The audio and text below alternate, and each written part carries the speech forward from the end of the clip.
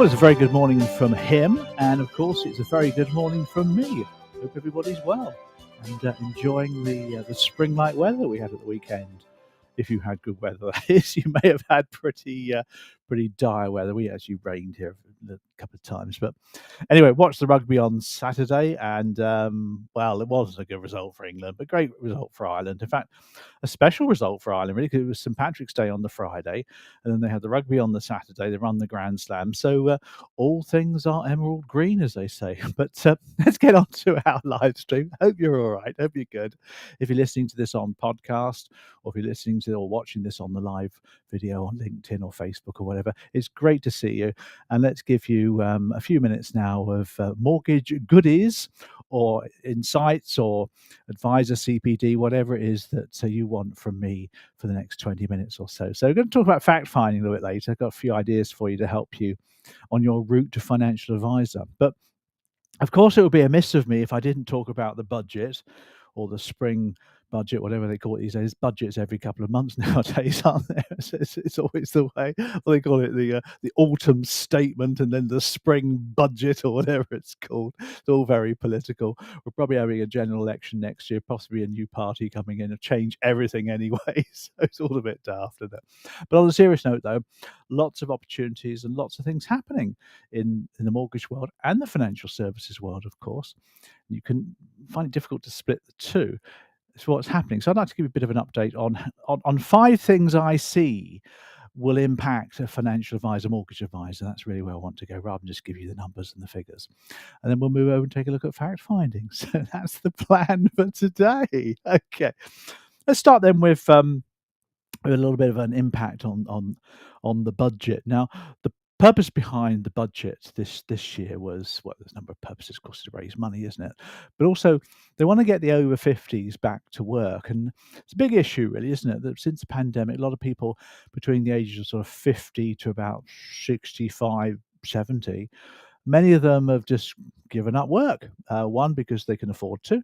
Two, they might be poorly and ill. We don't know the reasons why. But if the economy wants to grow, which obviously is always the aim, isn't it? Then we need to get those people back to work. So that's what Jeremy did in his budget. That was his purpose behind it. As a result of it, he gave a few things away. The pensions was the big one, wasn't it? In a nutshell, if you've got a personal pension or a SIP, some kind of defined contribution pension, you can throw a lot more money into it now. There's no cap on the total pot anymore from next year onwards. And he's increased the amount of money you can pay into it each year. But also, interestingly, for people that have already retired or have taken their lump sums and some of their pension, they have this reduced contribution limit. It stops people just putting money in to get the tax relief. And that's gone up as well, which is very generous indeed. So it means that somebody who's stopped working, taking a pension maybe, if they fancy going back to work, maybe part-time or as a consultant or whatever, then they can, and they can contribute back to their pension still to allow further enjoyment in their retirement. So that's the purpose behind what he did. So 5 things for you, which will make you think. I think they will anyway. So let's head over to my smaller whiteboard today. I'm going to use a couple of whiteboards today with you. It's just the smaller whiteboard. Let's give you 5 impacts for mortgage advisors. The first one, I think, and we'll put this one over here, number 1, is the later life lending market. Now, we talk about the later life lending market a lot, don't we? As opposed to equity release. Later life lending marketplace. Equity release is part of the later life lending market, but we're talking here about lending money to people in later life without being rude to them as well. So what's happening here is if more people are working beyond retirement dates, etc., they're in the later life area, and they borrow money, they take out a mortgage of some description, then of course they can start to afford interest payments and lump sum payments. So when you're talking to people in the later life lending market, don't just think equity release, roll up, think RIOs, hybrids, where people can make interest payments and also capital payments, because you can make up to 10% typically a year on your equity release mortgage. So you do need to chat about that area to help people to prevent their mortgages from capitalizing out of control. So that's one of the impacts that will certainly help you as a later life advisor as well. Um, the second one really is pension contributions. I call this the pension pot. There you go, the pension pot contributions, because people can put money now into their pension beyond retirement if they're taking their income. There's a lot more. The limits are much more generous. So if somebody came across a lump sum, they could pay that in, subject to their income, their salary, etc. There's also carry forward rules as well going on, but they could ostensibly pay more money into their pension now from lump sums, from savings, if they've got, say, got the salary to support it, possibly equity release, because uh, the whole point about pension contributions is you get whacking great big tax reliefs, up to 45% if you're an additional rate taxpayer.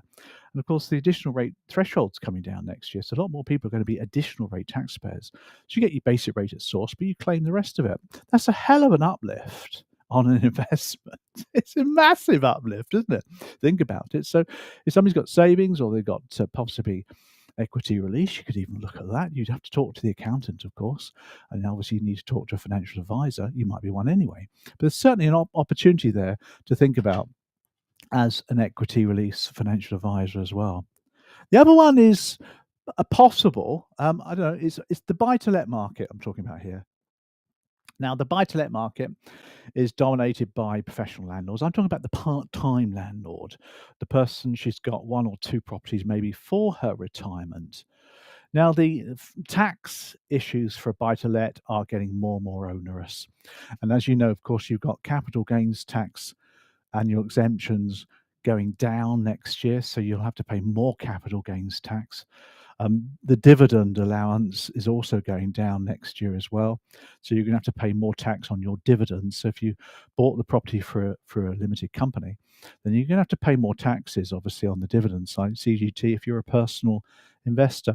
What that might mean is that these part-time landlords that took out property to fund their retirement might now move over to a pension because the limits are more generous, etc.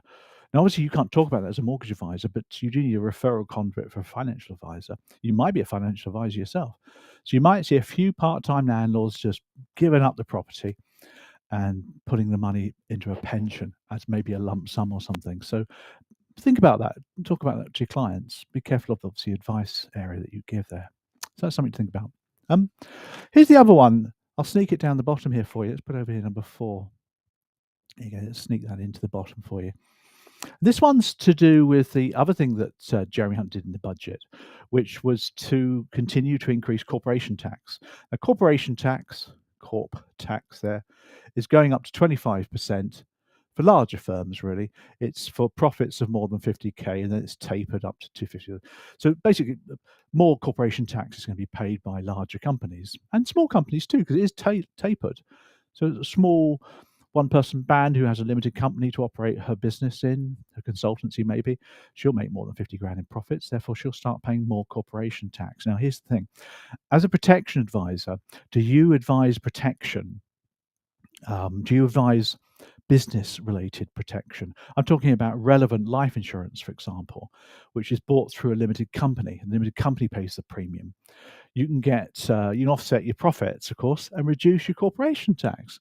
So with a higher rate of corporation tax, your relevant life assurance would actually reduce that tax burden for your customer. So rather than do it personally for them from their own bank account, get the money from the business bank account and put it through the business. I mean, talk to them, talk to their accountant. Income protection, you can do that way as well. So there's lots of ways in which you can get benefits paid for by the limited company, thus offsetting corp tax, which is going up. Now, be careful, you're not a tax advisor. We get all that. Of course we do. So you need to talk to their accountant, et cetera, et cetera. But these things help you to look at the angles and things like that, which make all the difference. Um, what else is going on here? I think you're going to have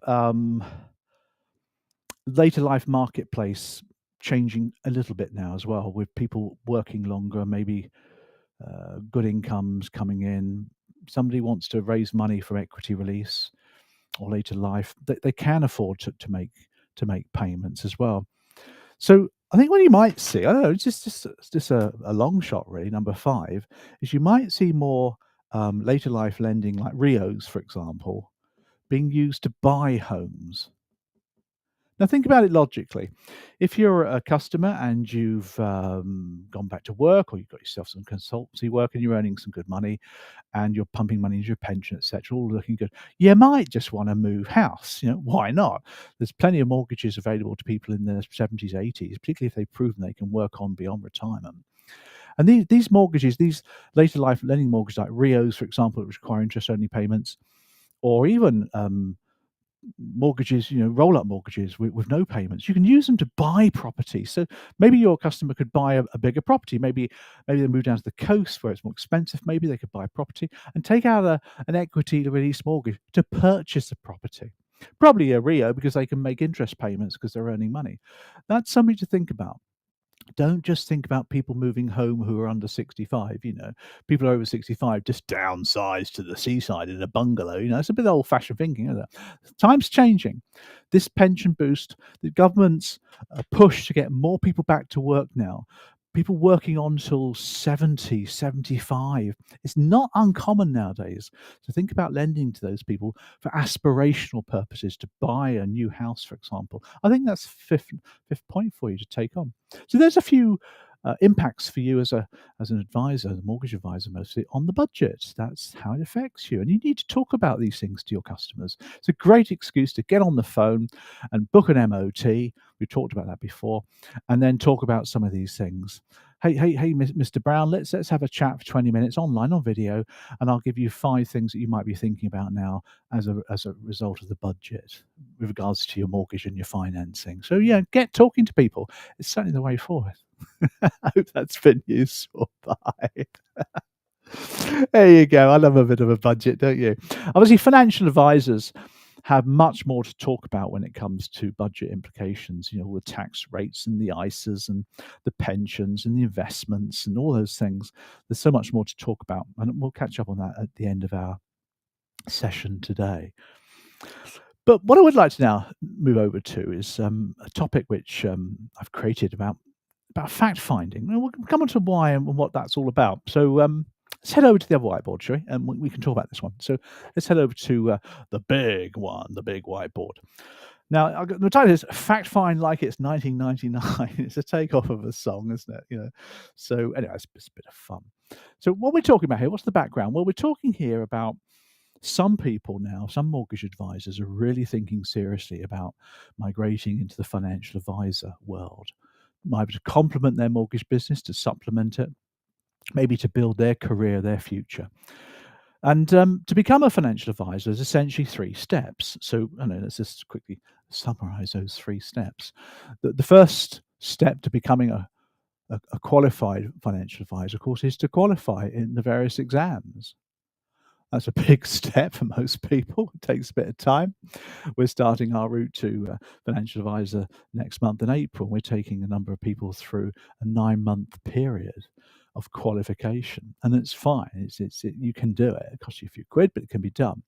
Now, once you become qualified, then of course, as always, you've got to get your CAS, your competent advisor status.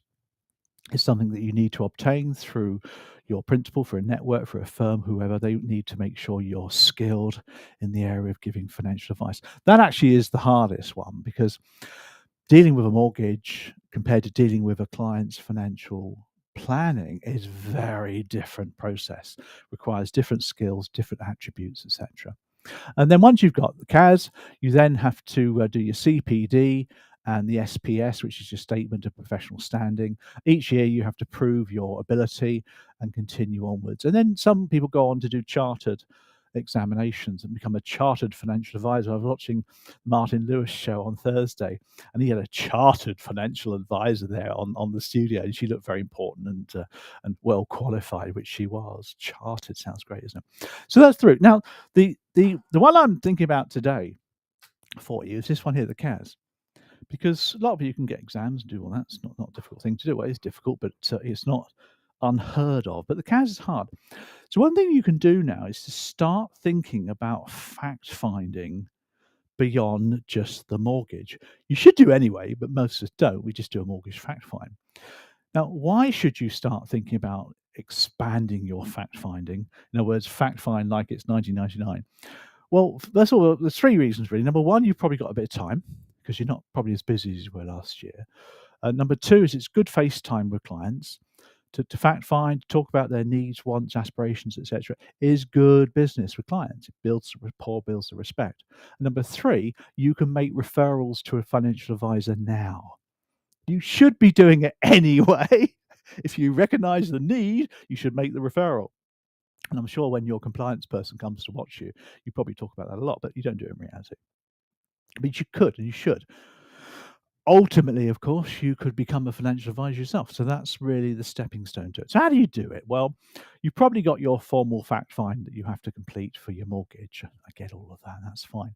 So really, I'm asking you to think about a broader conversation. Maybe just spend 15, 20, 25 minutes expanding the conversation a bit, really, beyond just the mortgage finance.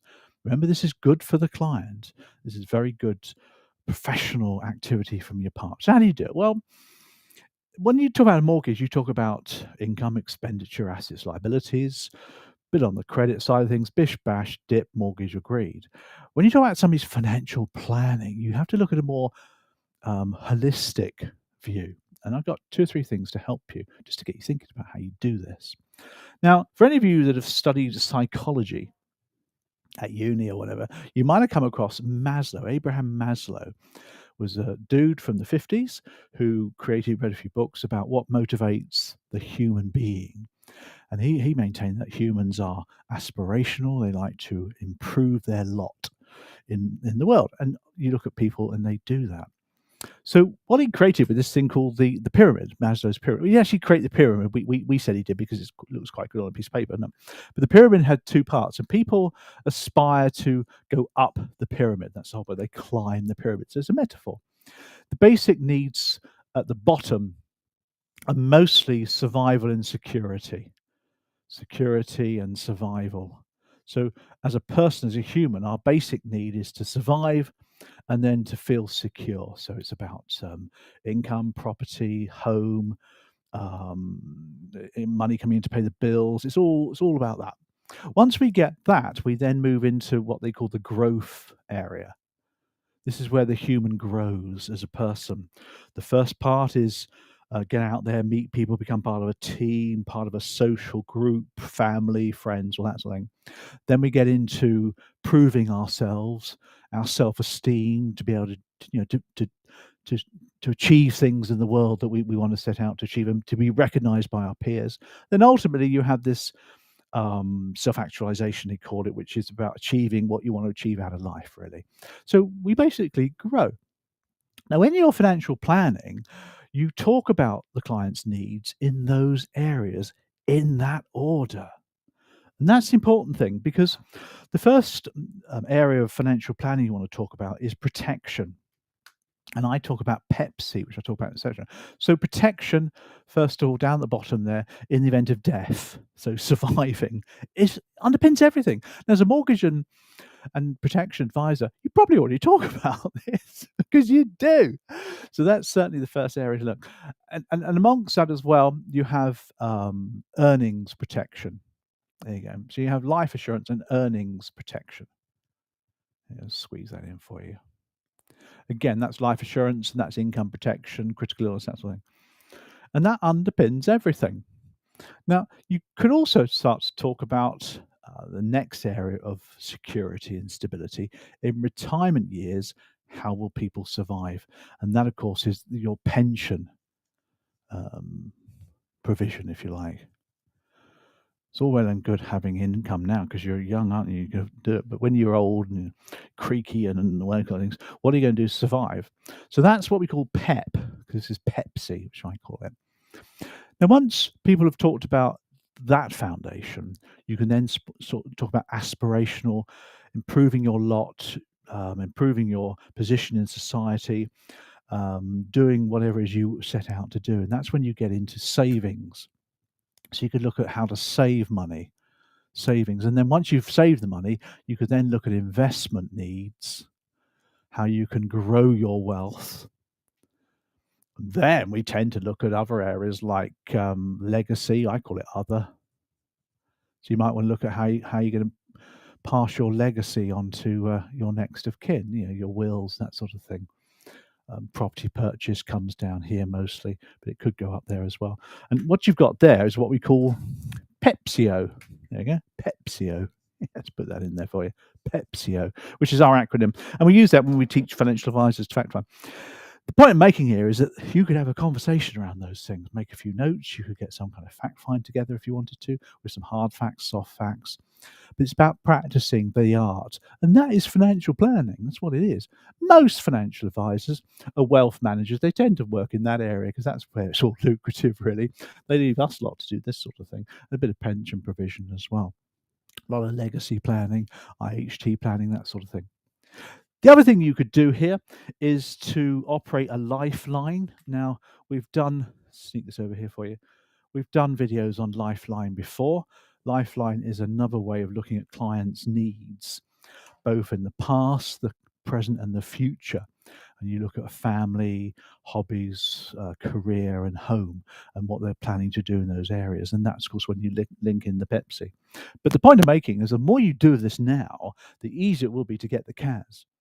Because CAS is obviously the skills and the compliance, but it's also how you do the fact finding, which comes into it. If you don't have a fact find, just Google it. There's plenty of financial advisors who put their fact find online for clients to download and fill in before they have their meetings. So just do a Google search for PDFs for fact finds, and you'll get loads of examples. Get hold of those. You can start using those if you want to supplement your existing fact find. Remember, you're not allowed to give advice in these areas. You can talk about these things until you're blue. It's not a regulatory need to have exams for that. But when you start giving advice in these areas, then of course you need your sourcing, your suitability letters, etc. You need to be qualified for that purpose. So you can make a referral. But of course, eventually you might become a financial advisor yourself. And if you do, you've done a good step forward. So fact find like it's 1999 is my topic for you. Hope that's been useful. Bye. There you go. Good stuff, eh? Good stuff all around. So let's wrap up. Let's wrap up our session today because we've been talking for about 24 minutes. Again, if you're listening to the podcast, hope you are. We've launched a new system now. We're trying to get onto Apple, but they're a right nightmare trying to get approval on Apple. We're on Google Play, we're on Spotify and Amazon and various other places as well. Of course, this live stream video goes on to YouTube. It goes on to LinkedIn and Facebook as well if you want to watch the video. What's going on this week? Well, we've got quite a lot of work working with groups on equity release this week. A lot of later life lending. We're doing some exam preparation for quite a few mortgage and financial advisors wanting to become later life advisors. And on Saturday morning, I've got my second explainer webinar where I'm talking about the route to financial advisor, which we're putting a lot of effort into this year. And it's a unique opportunity, a gateway, I suppose, for me to teach you the qualification that you need to get to become a financial advisor. We start on the 3rd of April. It's myself uniquely working with a small group of people to help you through the DIP-FA, which is the LIBF's qualification. So I'm quite excited about that. Actually, it should be a good project, that one. On Saturday morning at 10 o'clock, I've got a live webinar where I'm coming on live to talk to you about why and how and the exams and all those things, and take a few questions from the audience because a lot of our database members are coming onto that as well. If you're not on our database and we haven't sent you an email, then ping me an email or go on LinkedIn. You can link in with me that way. We're putting a promotion on LinkedIn today, or send me an email. My email is dead easy. It's paul@paularcher.com, which is my name, paul@paularcher.com. And you can email me. I'll put you on our database, and we'll send you the link to the webinar on Saturday. If you watch the webinar on Saturday, we give you a really good discount code. You see, for people who are part of our membership. So it gets you onto the membership. They get, I think it's 20%. So it's pretty generous, which it's good because we want to get, remember, as many people into mortgage advising and ultimately financial advising as possible because we think it's a noble trade, a profession that needs good, secure people who are able to communicate with the public. And that's the Martin Lewis thing, isn't it? But he has his critics, but boy, can he communicate. Doing a modelling project on Martin Lewis over the next couple of months. We're modelling his skills, abilities, etc. We're going to do a bit of a report on that. Again, he has his critics, A lot of advisors tend to criticize his technical capability. It's very easy to do that. Anybody can check things and, you got that bit wrong, didn't you? You got that wrong, yeah. But he actually communicates with people. He's got a massive following. He's built trust. That's what we're looking to do. We're making advisors like that who can talk to people. Because AI and all the bots, of course, are going to take over all the technical stuff because they've got computer brains. But human to human, that's where it's at. That's where the future is. So that's the plans for the week. Anyway, hope you have a good time. Hope you enjoy the rest of your week. Let's hope the spring sunshine comes down on you as well. I'm sure it will do at some point. Well, I mean, it's supposed to be getting a little bit better, isn't it? And we'll see you all next week. Bye for now.